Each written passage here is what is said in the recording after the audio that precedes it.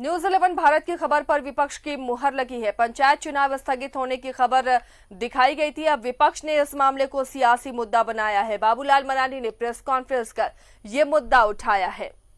पंचायत चुनाव नहीं हो पा रहे हैं, जिससे ये खबर को दिखाया था न्यूज 11 भारत ने। अब इस मुद्दे को उठाया है बीजेपी ने। बाबूलाल मरांडी ने प्रेस कॉन्फ्रेंस कर इस मुद्दे को उठाया है।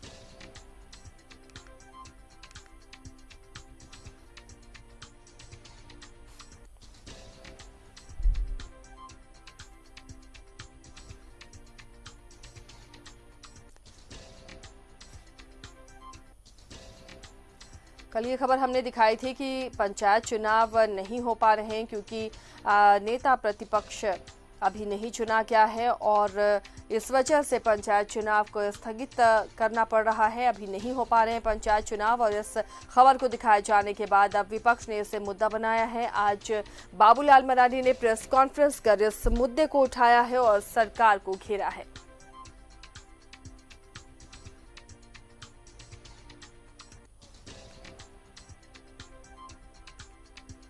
और विपक्ष इसे सियासी मुद्दा बना रहा है। इसे लेकर बाबूलाल मरांडी ने प्रेस कॉन्फ्रेंस भी आज की और ये मुद्दा उठाया है। सहयोगी राकेश जुड़े हुए हैं इस मामले पर अपडेट के साथ। राकेश, पंचायत चुनाव के स्थगित होने के मामले को अब बीजेपी ने उठाया है। आज बाबूलाल मरांडी इसे लेकर प्रेस कॉन्फ्रेंस भी की। बिल्कुल, देखिए कल ही हमने न्यूज 11 ने बहुत प्रमुखता के साथ इस खबर को आशिया दिखाया था कि त्रिस्तरीय जो पंचायत चुनाव जो कि दिसंबर में प्रस्तावित था वो कोविड की वजह से आप कह लें या फिर जो राज्य निर्वाचन आयोग का जो पद रिक्त है उसकी वजह से नहीं हो पाया। तब उसी मुद्दे पर बीजेपी कह रही है कि सरकार की जो मंशा है वो स्पष्ट नहीं है पंचायत चुनाव को लेकर, और इसके साथ साथ 14 निकाय के चुनाव भी नहीं हो पाए हैं, तो उसका भी कार्यकाल खत्म हो चुका है। तो बीजेपी को लगता है कि सरकार की मंशा ही नहीं है पंचायतों को अधिकार देने की। और खासतौर पर जो सवाल बीजेपी की तरफ से उठ रहे हैं कि 15वें वित्त आयोग की तरफ से जो पैसा पंचायतों के अधिकार के लिए केंद्र से भेजा गया, उसका कहीं ना कहीं बंदरबाट राज्य सरकार अधिकारियों के मार्फत करना चाहती है। यही वजह है कि पंचायत चुनाव नहीं कराया जा रहा है। जहां तक कोविड की बात है तो उसी कोविड काल में बिहार में चुनाव हुए, झारखंड में 2 उपचुनाव भी हुए, तो सरकार पंचायत चुनाव क्यों नहीं करा रही है। दूसरी तरफ अगर आप सत्ताधारी पार्टी की बात करें, अगर झारखंड मुक्ति मोर्चा की बात करें, कांग्रेस की बात करें, तो उनकी तरफ से ये कहा जा रहा है कि भाई जो राज्य निर्वाचन आयुक्त का जो पद है वो रिक्त है और उसके लिए कहीं न कहीं लीडर ऑफ अपोजिशन न होने की वजह से सरकार जो है उस पद पर किसी का मनोनयन नहीं कर पा रही है।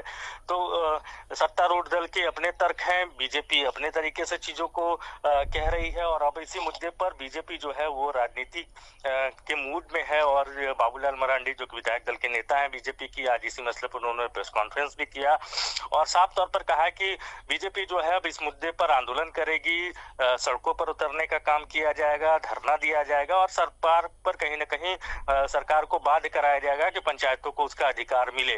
बहरहाल सत्ताधारी दलों की तरफ से ये भी बातें कही जा रही है कि इस दिशा में प्रक्रिया शुरू हो चुकी है। जो वोटर आइडेंटिफिकेशन की बात है तो उस पर भी काम शुरू हो चुका है, और जैसे ही राज्य निर्वाचन आयोग का पद जैसे ही भर लिया जाएगा, जैसे ही तो उस पर चुनाव की जो प्रक्रिया है वो भी शुरू हो जाएगी। लेकिन उसके लिए लीडर ऑफ अपोजिशन का होना जरूरी है, और बीजेपी जब तक लीडर ऑफ अपोजिशन अपने विधायकों में से किसी एक को नहीं बनाती है तब तक ये प्रक्रिया जो है वो आगे बढ़ नहीं पाएगी। आसिया, शुक्रिया राकेश उस तमाम जानकारी के लिए। तो चलिए सुनाते हैं बाबूलाल मरांडी ने क्या कहा था प्रेस कॉन्फ्रेंस कर।